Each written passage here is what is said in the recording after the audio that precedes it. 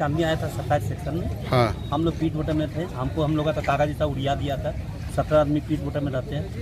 ऐसा था हम लोग का, कुछ समझ ऐसा आया ना, हम लोग का माथा हेलमेट नहीं रहता था, पत्थर लगता, पत्थर कोई मार रहा है माथा में। कोई भी अंदर कोई इंजरी हुआ है? ना अभी तो सबके लेके जा रहा है, अभी चंदन में चोट लगा। कोई कैजुअलिटी? হ্যাঁ कोई कैजुअलिटी? না মানে কেউ মারা গেছে বা কত ক্ষতি হয়েছে? একজন মারা গেছে। হ্যাঁ, একজন মারা গেছে। আচ্ছা, কতজন ছিলেন? হঠাৎ করে কখন হয়েছিল এটা? 10 সাড়ে 10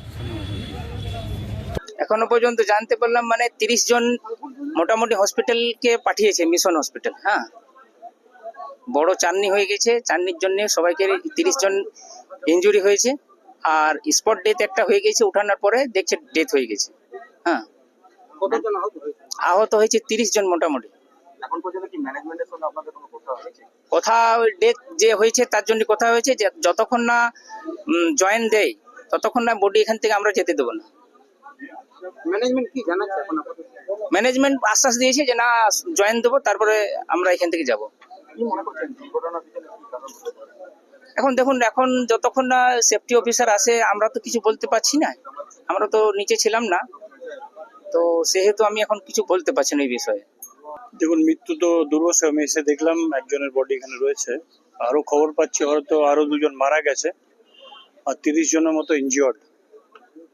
তো কর্তৃপক্ষের সঙ্গে কথাবার্তা তো হলো, এগ্রিমেন্ট করা এবং তাদের চাকরির বন্দোবস্ত করা, এই জিনিস নিয়ে আমরা সিরিয়াস আছি এবং এটা না করি আমরা এখান থেকে যাচ্ছি না। কোথাও গাফিলতি হয়েছে? ম্যানেজমেন্টের গাফিলতি তো রয়েছে, সেফটি অফিসার আসার পরে ওনার সাথে ডিসকাস করার পরে এটা বুঝতে পারবো এক্স্যাক্টলি জিনিসটা কি হয়েছে, কারণ টেকনিক্যাল জিনিসটা উনি বলতে পারবেন। বাট এখানে কথাবার্তা বলার পর মনে হচ্ছে ম্যানেজমেন্টে কিছু একটা রয়েছে। দেখুন, যেটা আজকে যে ঘটনাটা ঘটলো, এইটা হচ্ছে আমাদের কাছে খুব দুর্ভাগ্যজনক। আমি একজন শ্রমিক হিসাবে, যে আমাদের তো এর উপরে ডিপেন্ড করে টোটাল ইসিএল কোল ইন্ডিয়া চলছে।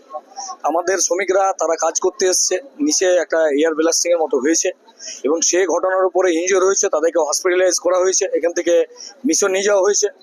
এরপরে এখন পুরোপুরি যা তদন্ত না হওয়া পর্যন্ত এখন পুরো ব্যাপারটা কিন্তু বলা মুশকিল আছে। তবে আমাদের যারা এখানে ইনজিওর হয়েছিল, আমাদের সরাসরি তাদেরকে মিশন হসপিটাল কিন্তু নিয়ে যাওয়া হয়েছে এবং সেখানে ট্রিটমেন্টের মধ্যে কিন্তু তারা আছে এবং 5-6 জন গুরুতর জখম হয়েছে তারা এয়ার ব্লাস্টিং এর ফলে, যেখানে কাজের জায়গায় ছিল বলে হয়েছে। এখন আপাতত সবাই মোটামুটি একটা তদন্তের মধ্যে এবং ইউনিয়নগতভাবে আমাদের যে থাকার আমরা আছি এবং